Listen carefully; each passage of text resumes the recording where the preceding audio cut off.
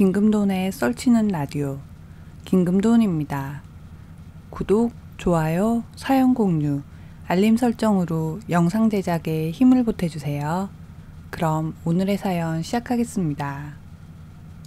안녕하세요. 저는 63의 남자입니다. 젊을 적에 공장을 다니다 때려치고 기술을 배우기 시작해 지금은 작은 가게를 혼자서 꾸려가고 있어요.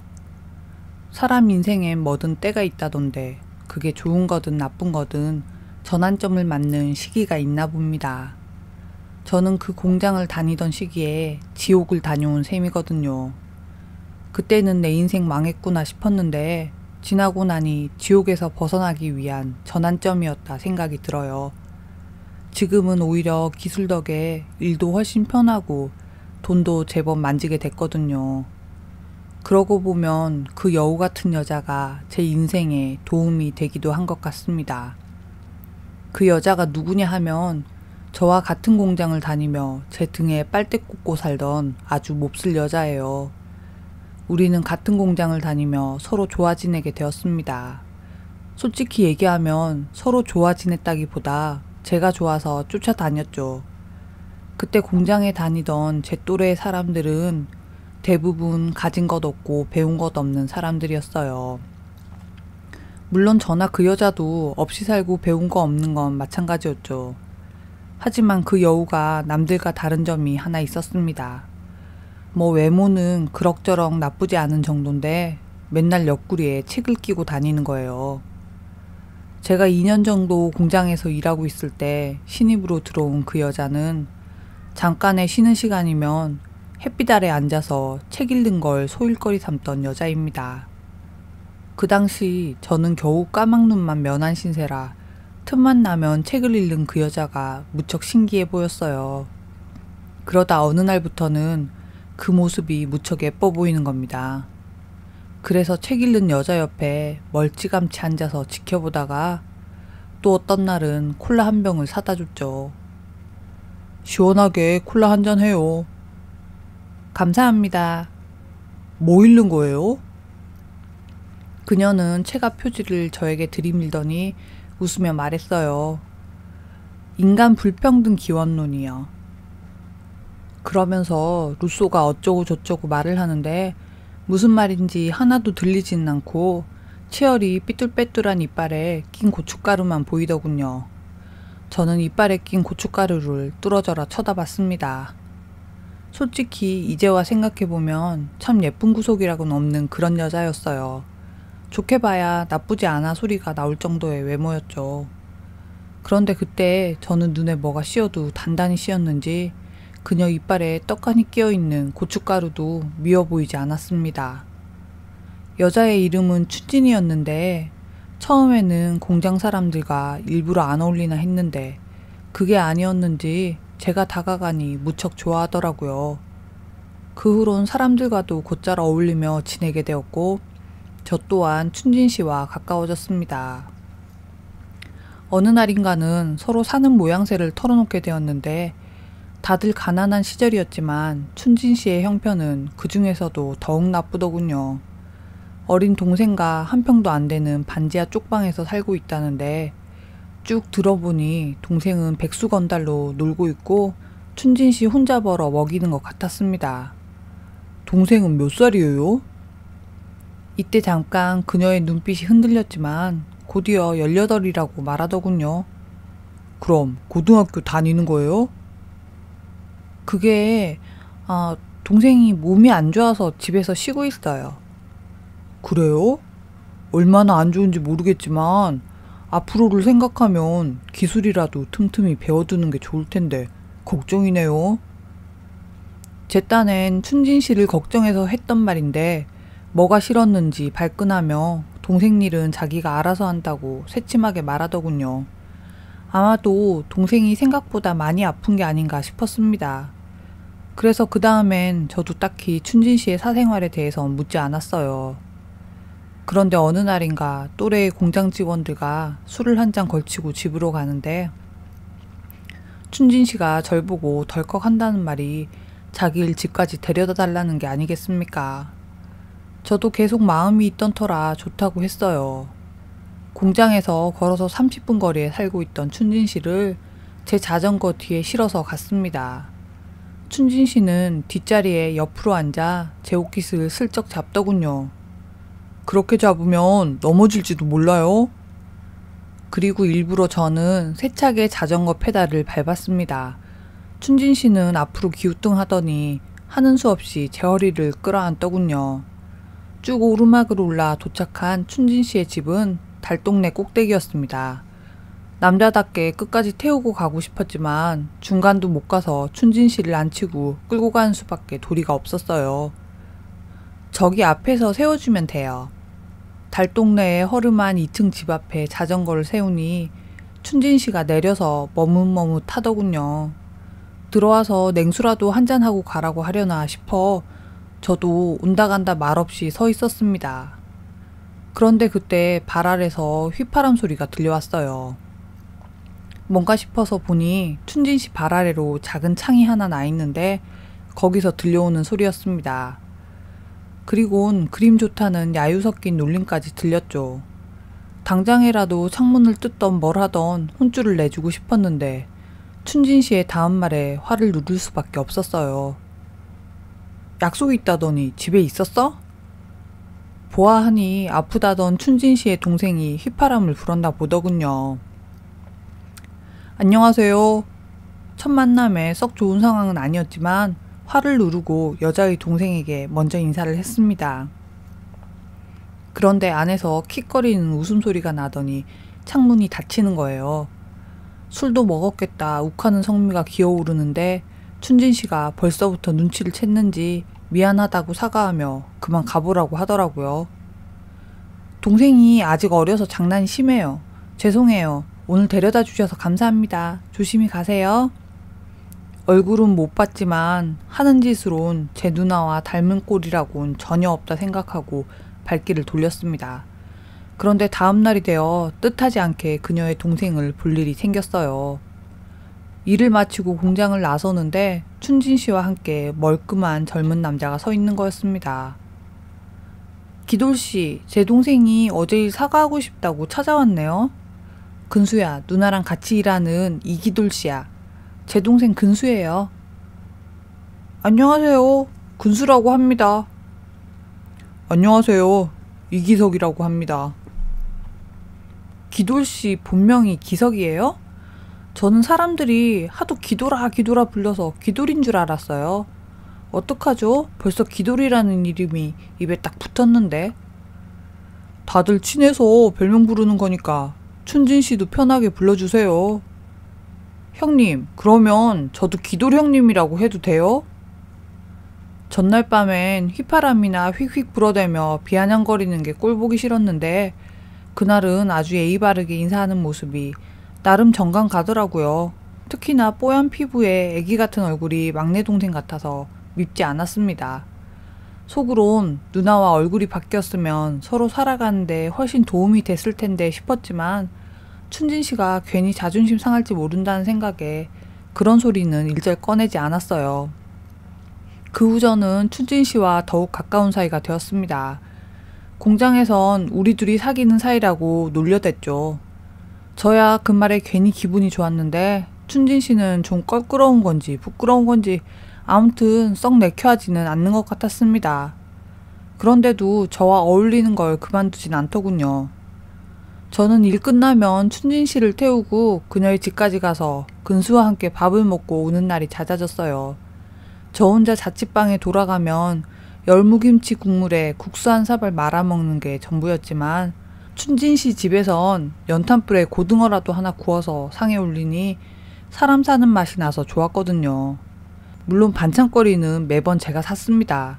그도 그럴 게 저보다 급료도 적은 춘진 씨는 그 돈으로 동생까지 먹여 살리고 또 어디서 생긴 빚인지 빚까지 지면서 살고 있다 했거든요.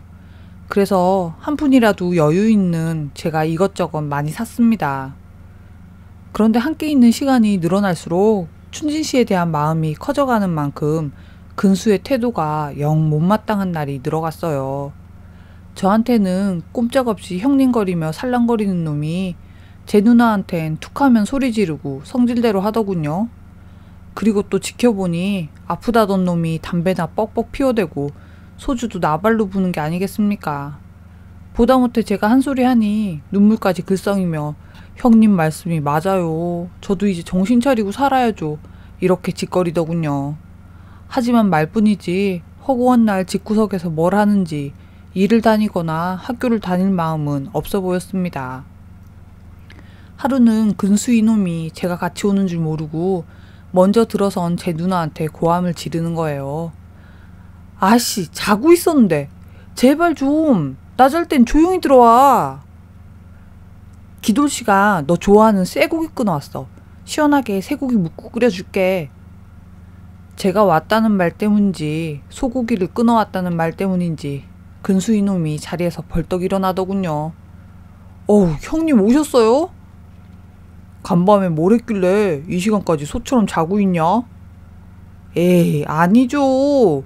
미리부터 일어나 있었는데 좀 전에 잠깐 누운 거예요. 그렇다고 하기엔 집구석 꼬라지가 한 3년 내내 잠만 쳐자다 일어난 것처럼 지저분했습니다. 춘진 씨는 들어서자마자 이불을 개고 쪽방 옆에 붙은 부엌으로 가 저녁을 준비하기 시작했습니다.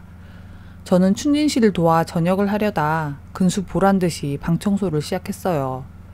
근데 이놈이 가만히 앉아서 눈만 멀뚱거리며 제가 청소하는 걸 지켜보고 있는 게 아니겠습니까?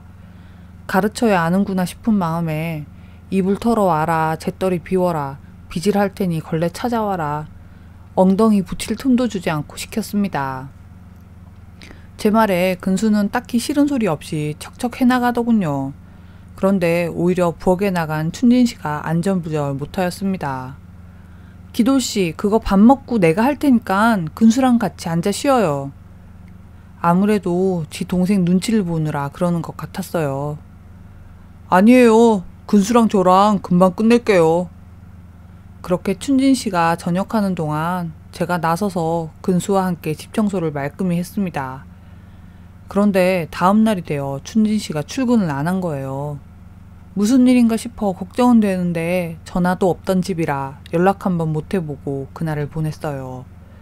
그리고 퇴근길에 굴비 한 줄을 엮어들고 춘진 씨 집으로 갔습니다. 제가 문을 두드리니 근수가 팬티바람으로 나오더군요. 누나 집에 있냐? 오늘 출근을 안 해서 걱정돼서 와봤다.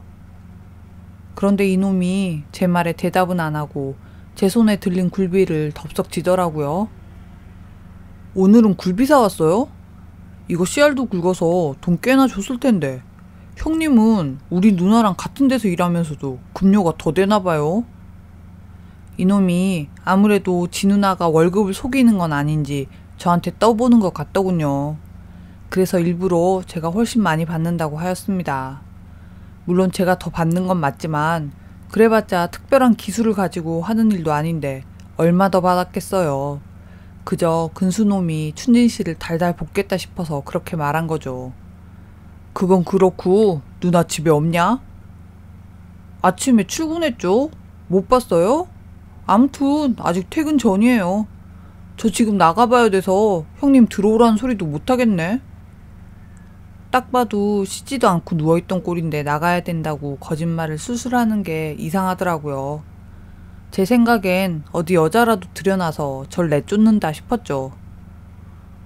춘진씨, 오늘 출근 안 했어. 걱정돼서 그러는데 갈만한 곳은 없어? 근수는 잠시 생각하는 것처럼 뜸을 들이더니 고개를 휘휘 젓더군요. 없어요. 누나는 공장이랑 집 말고는 갈 데가 없어요.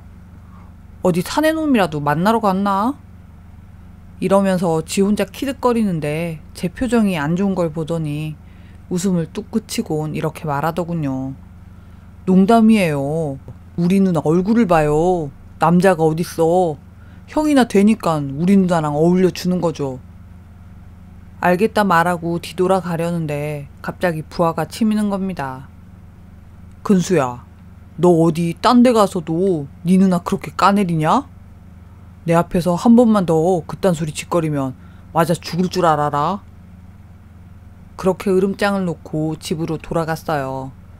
괜한 소리가 아니라 제가 등치가 산만한 데다 어릴 적에 동네에서 씨름 좀 한다고 이름을 날렸거든요. 싸움으로는 어디 가서 꿀리지 않을 자신이 있었습니다. 툭 터놓고 말하면 계집애처럼 비실거리는 근수 같은 놈은 주먹 하나로 똥오줌 질질 싸게 만들 자신이 있었죠. 아마 근수놈도 그런 이유로 저한테 형님 거리면서 굽신거렸을 겁니다. 내 눈으론 안 봤지만 제가 없는 뒤에선 춘진 씨에게 제 욕도 꽤나 한 것 같았어요. 아주 없는 생각을 만들어낸 게 아니라 어떤 날은 춘진 씨가 저에게 냉담한 날이 있거든요. 그런데 꼭 그런 날은 따져보면 전날 제가 근수에게 싫은 소리를 한마디 한 날입니다. 속으로 근수놈이 뭔 말을 했겠구나 짐작을 하는데 또 춘진 씨도 집에 갈 때가 되면 저한테 슬쩍 돌려 털어놨습니다. 우리 근수 속은 참 착한 애예요. 나는 기돌 씨가 근수랑 잘 지냈으면 좋겠어요. 그러니까 너무 밉다고만 하지 말고 동생이라 생각하고 예뻐해줘요. 자꾸 밉다 하면 진짜 미워지는 거예요. 대충 이런 식이니 근수놈이 제 욕을 하겠구나 생각은 했죠. 어쨌든 춘진 씨가 결근하고 다음 날이 되어 일찌감치 출근해 공장 앞에서 춘진 씨를 기다렸습니다. 용무가 있어서라기보단 걱정되는 마음에 서둘러 볼 생각으로 기다린 거죠. 다행히 그날은 춘진 씨가 출근을 했습니다. 그런데 스카프로 이까지 돌돌 말아서 출근길에 나섰더군요. 춘진 씨, 어제 무슨 일 있었어요? 걱정되는 마음에 인사보다 앞서서 전날에 결근했던 것을 물었어요. 아, 계단에서 굴러서 이가 하나 빠지는 바람에. 그러면서 스카프를 내리고 빠진 이를 보여주더군요. 송곳니 하나가 덩그러니 빠졌는데 안 그래도 삐뚤빼뚤한 치아가 더욱 못나 보였습니다. 거기다 볼따구니에는 푸르스름한 몸자국이 났는데 그걸 덮느라 딱분을 얼마나 덕지덕지 발랐는지 평소보다 배는 못나 보이더군요. 하지만 이미 제가 춘진 씨에게 푹 빠진 때라 인물은 눈에 들어오지 않고 무슨 일인가 걱정만 됐습니다.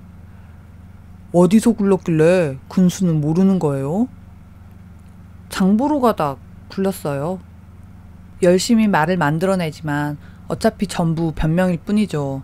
딱 봐도 근수놈이 힘자랑할 데가 없어서 지 누나한테 힘자랑을 한 것 같았습니다. 근수놈이 이랬어요?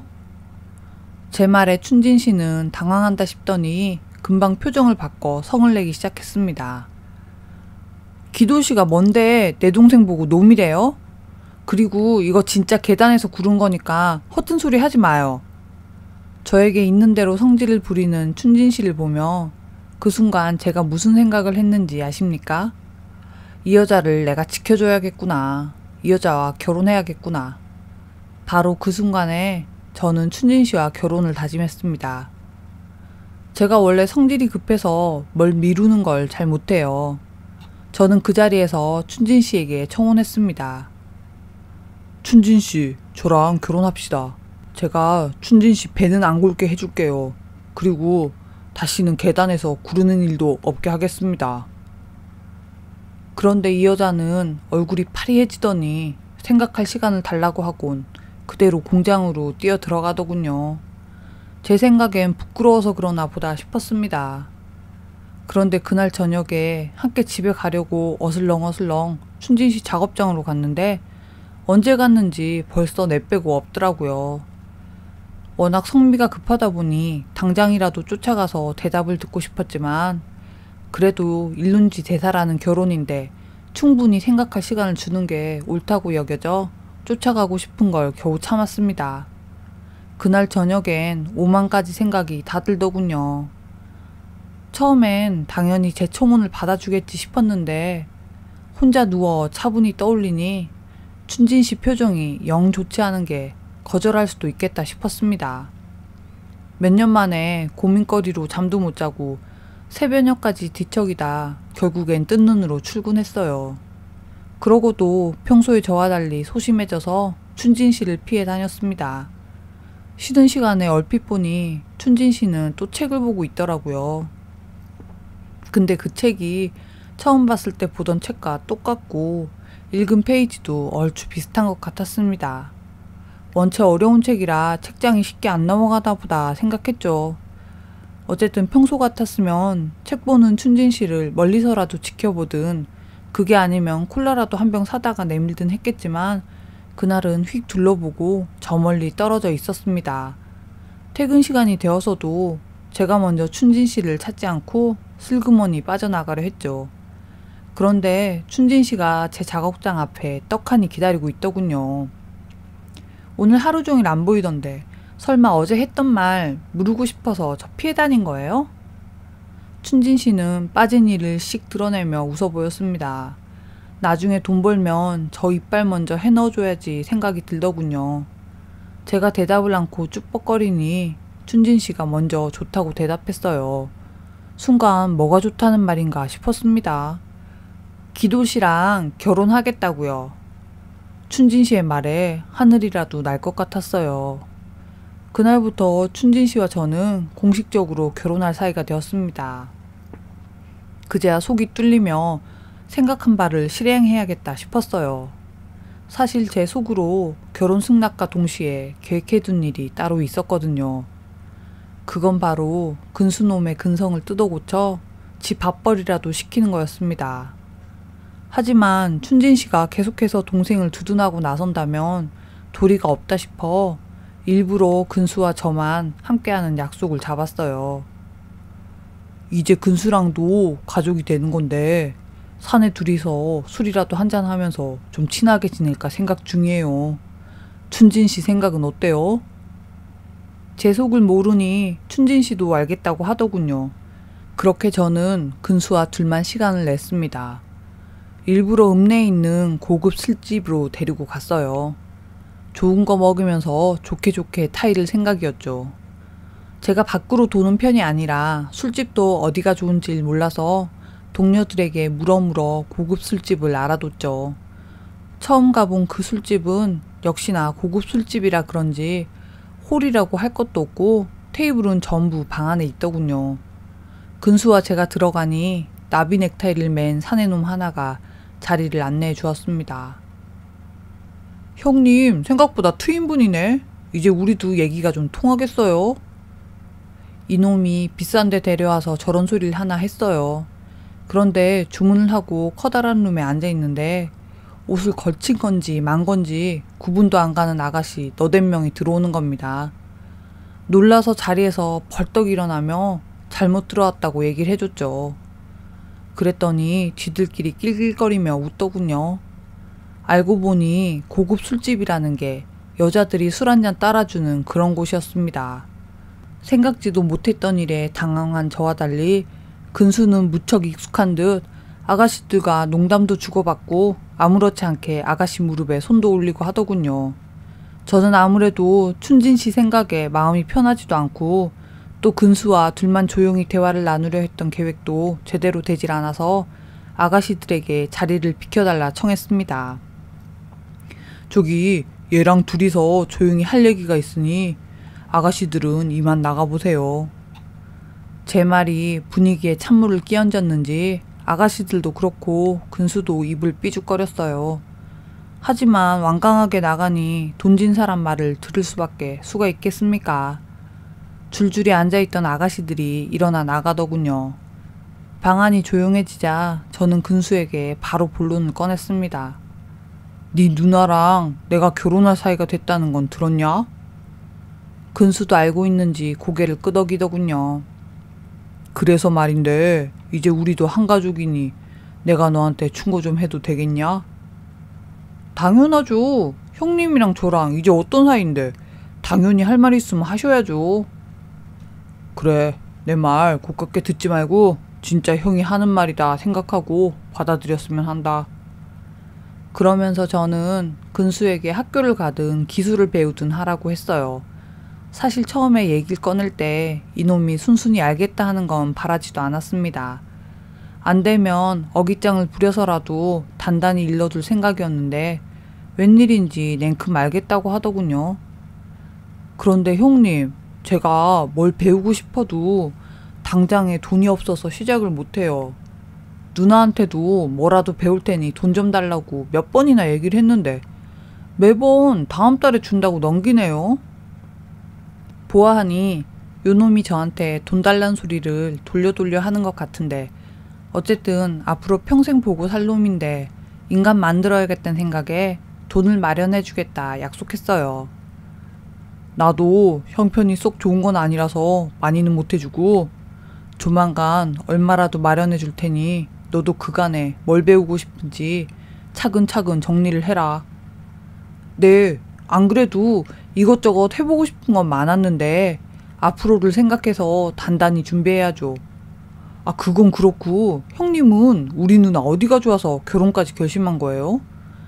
솔직히 인물로 보나 뭘로 보나 형님이 훨씬 아까운데 말이죠. 야, 내가 누나 깔아뭉개지 말라고 했지? 한 번만 더 그딴 소리 짓거리면 아주 경을 칠 줄 알아라. 말은 그렇게 하면서도 저는 춘진 씨의 어느 면이 좋은지 술술 털어놨어요.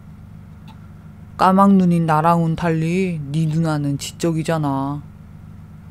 제 말이 끝나지도 않았는데 근수 이놈이 배를 잡고 웃더군요.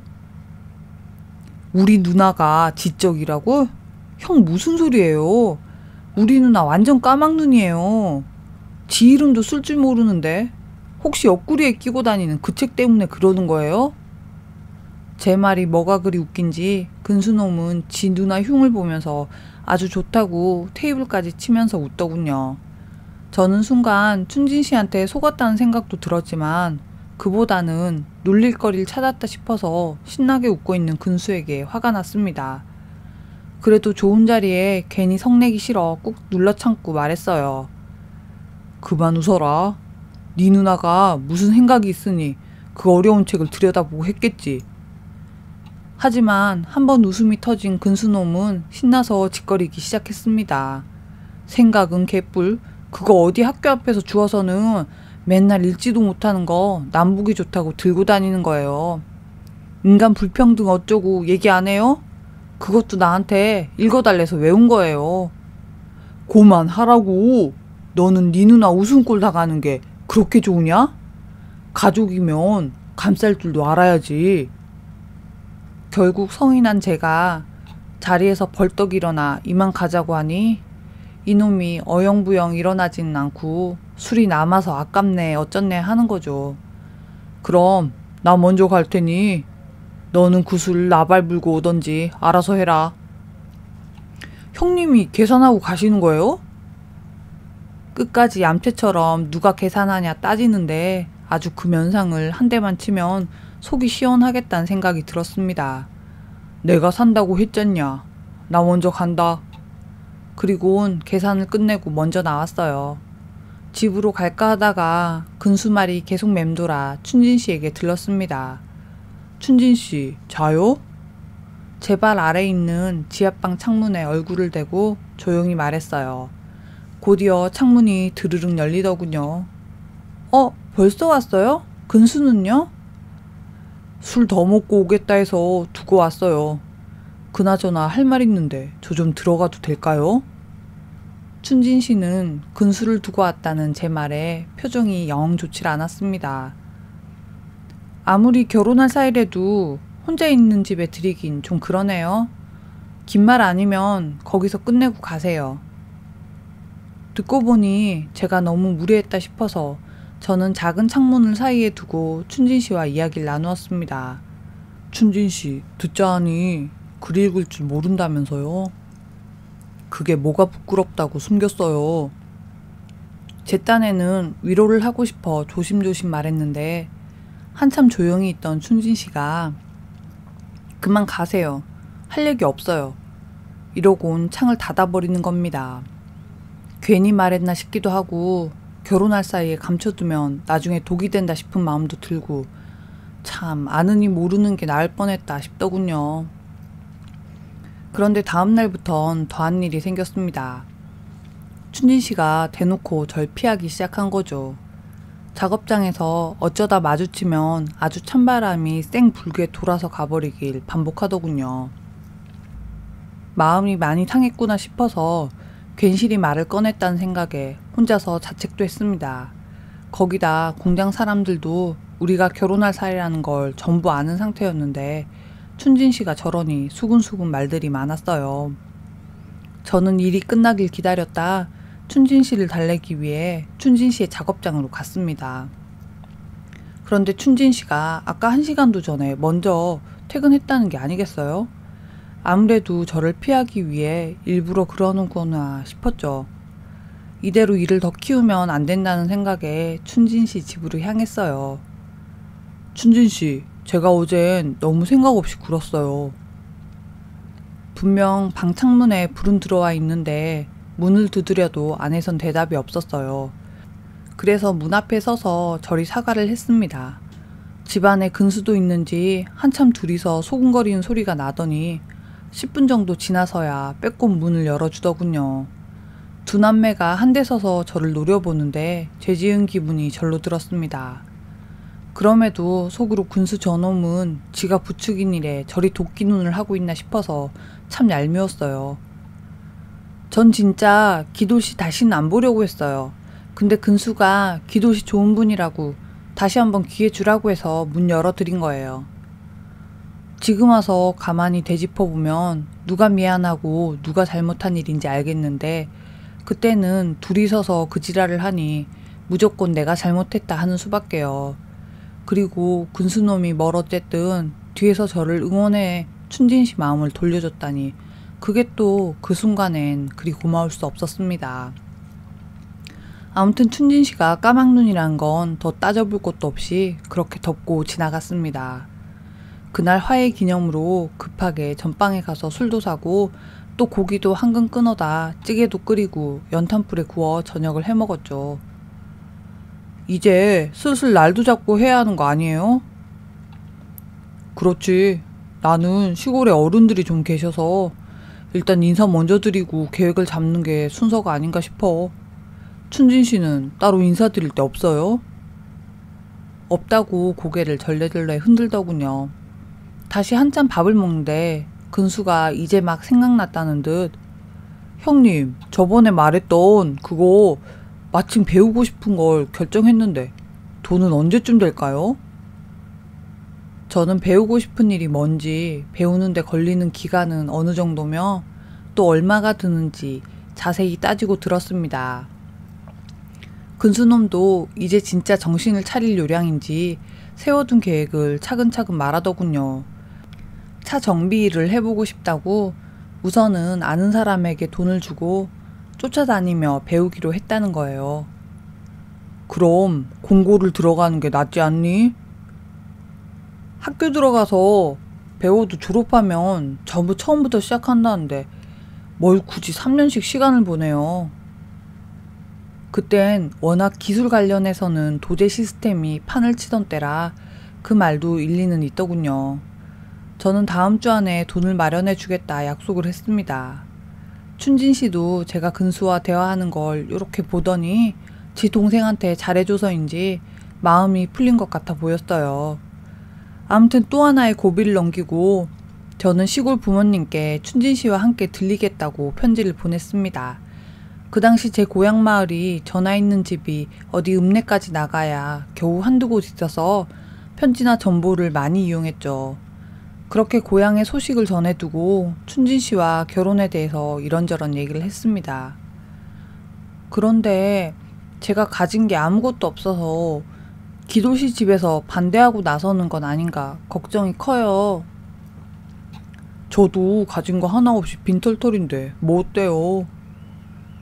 저야 가족이 없으니 흉볼 사람도 없지만 기도씨는 고향에 가족이면 친척들이 줄줄이 있다면서요.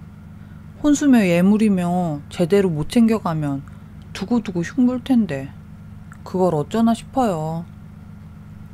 그제야 춘진 씨 뜻을 알겠더라고요. 제가 춘진 씨 앞으로 돈을 좀 마련할게요. 그걸 춘진 씨가 준비한 거라고 하는 건 어떨까요? 춘진 씨는 제 말에 얼굴이 환해지며 그럴 필요 없다고 하더군요. 하지만 근심이 싹 사라져 이빨 빠진 얼굴로 환하게 웃는 모습을 보니 제가 먼저 말 꺼내길 잘했다 싶었습니다. 그런데 이게 시작이었어요. 그 후에 춘진 씨는 물론이고 군수도 때마다 저에게 돈 얘기를 꺼내는 겁니다. 하다못해 시장에서 시금치 한 단을 사도 제 지갑에서 돈이 나갔어요. 어차피 결혼해서 먹여 살릴 결심을 했었기에 처음엔 돈은 문제되지 않았습니다. 하지만 시간이 지날수록 뭔가 기분이 이상했어요. 평소 춘진 씨는 제가 나들이라도 가자면 근수와 함께 집에 있겠다 거절을 하는 게 태반이었거든요. 이제 시집가면 남의 집 사람 되니 그동안 동생이랑 시간을 보내겠다 어쩌겠다. 사실 이미 근수를 데리고 살자고 하도 졸라서 신혼집도 셋이 함께 살 집으로 알아보는데 저런 소리를 하니 참 오누이가 애틋하구나 싶었어요. 근데 또 어쩌다 주말에 춘진 씨가 먼저 나들이를 가자 할 때가 있습니다. 그런데 그런 날은 꼭 돈 얘기가 나오더군요. 이런 일이 쌓이다 보니 마치 제가 이 남매의 지갑이 된 것 같다고 할까요? 그때부터 돈 쓰는 게 신경 쓰이기 시작했습니다. 그리고 더 중요한 문제는 따로 있었죠. 말했듯 오누이가 하도 애틋하니 제가 어디 부부 사이라도 끼는 기분이 들었어요. 물론 근수는 제 누나한테 여전히 아나무인이지만 춘진 씨는 제 손으로 키운 어린 동생이라 그런지 아주 설설 기다시피 했습니다. 이때만 해도 그래 사람마다 다 다르니 오누이래도 저리 아끼면 살 수 있지 이렇게 생각했습니다. 어쩌면 평생 그 생각으로 그 불려우와 살아갔을지도 모르죠. 일이 터진 건 제가 예비군 훈련을 가면서예요. 그때가 기억에 3일 정도 갔던 것 같은데 반나절 지나고 기함할 일이 생겼습니다. 천지 모르는 사람들 틈에서 교육도 받고 훈련도 받다가 잠시 쉬는 시간이 되어 담배나 한 대 태울 겸 밖으로 나갔어요.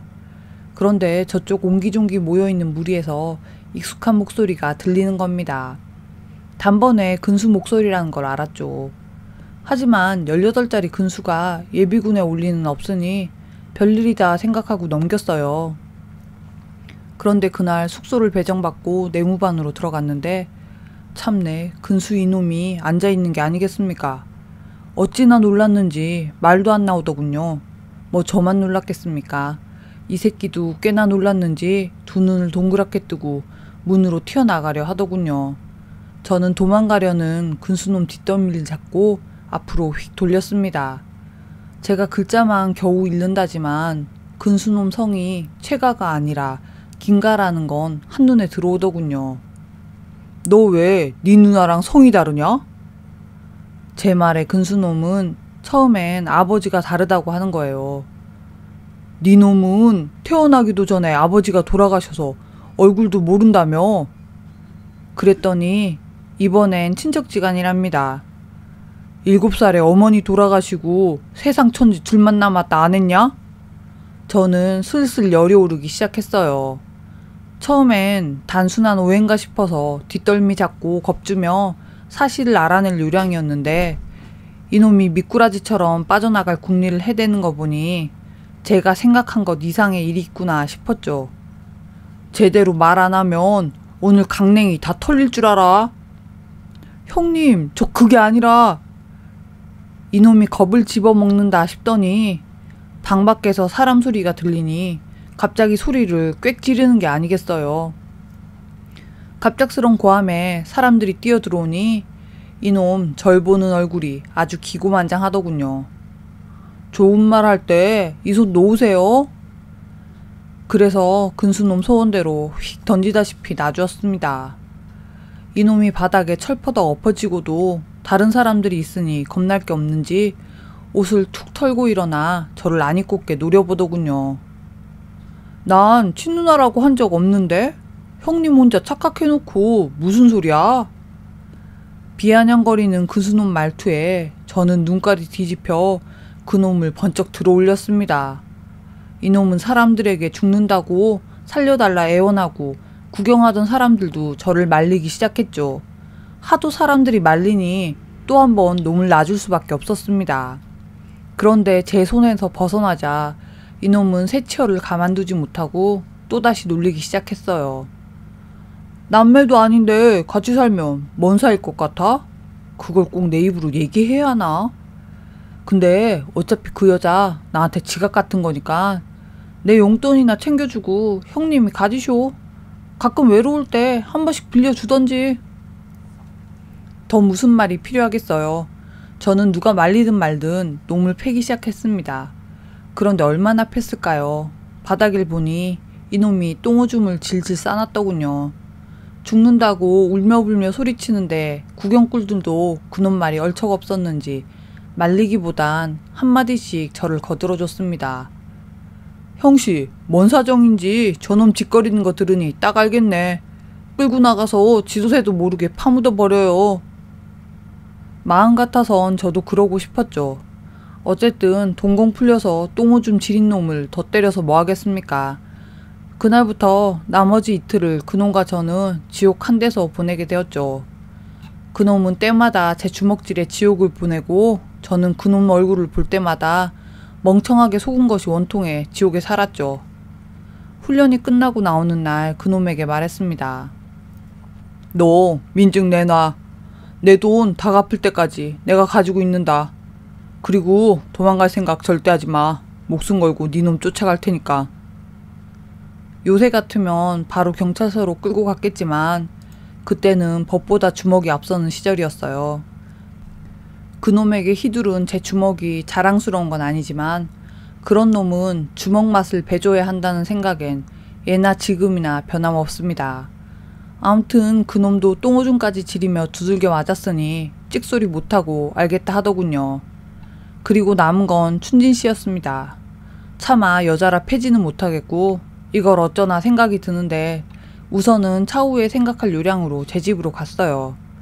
그런데 반 시간이나 지났을까요? 밖에서 여자 고함 소리가 들려 창을 내다보니 속옷바람에 그 불려우가 울며불며 뛰어오고 있더군요. 뒤를 보니 근수놈이 저한테 맞아서 성취하는 다리를 절뚝이며 그 불려우를 쫓아오고 있고요. 너는 내 손에 잡히면 뒤지는 거야. 어디서 깡패 같은 새끼를 물어다가 날 이꿀로 만들어.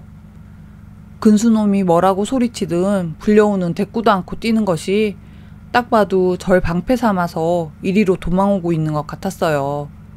아니나 다를까 1분도 안 되어 제 집 문을 두드리더군요. 하지만 일부러 열어주지 않았습니다. 저 이러다 맞아 죽어요. 근수랑 끝내고 기도씨랑 결혼할 생각이었어요. 내 말 믿어줘요. 문 좀 열어주세요. 야 저리 가. 네가 먼저 꼬셔서 돈 뜯으라며. 어느 틈엔가 근수놈이 쫓아와 여자를 패는 소리가 들렸습니다. 내 손으로 어쩌지 못하는 거 실컷 맞아봐라 싶다가 그래도 여잔데 싶은 마음에 결국 도와주려 문을 열었어요. 근수놈은 제 집 앞인지도 모르고 제 욕을 하며 춘진씨를 실컷 두들겨 패고 있더군요. 덩치만 커다란 새끼, 돈도 쥐뿔도 없는 새끼를 물어다 뭘 뜯어먹겠다고 나까지 이꼴로 만드냐고. 저는 근수를 들어다 저 밖으로 내동댕이 쳤습니다. 그놈은 그제야 제 얼굴을 보더니 겁을 집어먹고 기어서 도망가더군요. 이꼴저꼴 더 보기 싫어서 한 번만 더 내 집 앞에 얼씬거리면 여자고 뭐고 다리 몽둥이를 분지르겠다고 춘진씨에게도 겁을 줬습니다. 그 불려우는 빠진 이를 그대로 드러내놓고 엉엉 울다가 내가 안 받아주겠다는 걸 눈치챘는지 속옷바람으로 다시 길거리로 나가더군요. 그 모습이 어찌나 추잡스러운지 그제야 제가 뭘 보고 저 여자한테 홀렸나 싶었습니다. 순식간에 벼락이 지나가고 다음날 공장으로 가서 일을 그만두겠다 했어요. 갑작스런 사표에 다들 무슨 일 났냐고 난리가 났죠. 그래서 춘진씨에 대해서 남들 들으라고 전부 까발려 줬어요. 누가 보면 남자 새끼가 속이 좁다 할지는 모르겠지만 제 나름으론 진심을 다했던 터라 그 배신감이 그냥 참아지진 않더군요. 나중에 들은 얘기론 춘진씨도 사람들 쑥덕거림에 얼마 안 가서 공장을 그만뒀다고 하더라고요. 다행히 그 불려우와 너구리 같은 놈에게 쏟아부은 돈은 전부 받을 수 있었습니다. 둘 다 가진 것 없는 몸뚱이로 도망갈 곳도 여의치 않았겠지만 제가 워낙 겁을 줘둔 탓에 깨부릴 생각도 못하고 전 돈을 전부 갚은 거죠. 이 일을 털어내는데 시간은 좀 걸렸지만 그래도 완전히 잊고 새 삶을 살 수 있었습니다. 그 덕에 지금은 귀한 마누라와 자식들과 함께 잘 살고 있죠. 끝을 어떻게 내야 하나 싶은데 지금 힘든 시간을 보내는 분들은 그 시간이 지나면 훨씬 좋은 일들이 기다리고 있을 테니 조금만 더 힘내셨으면 합니다. 끝까지 함께 해주셔서 감사합니다.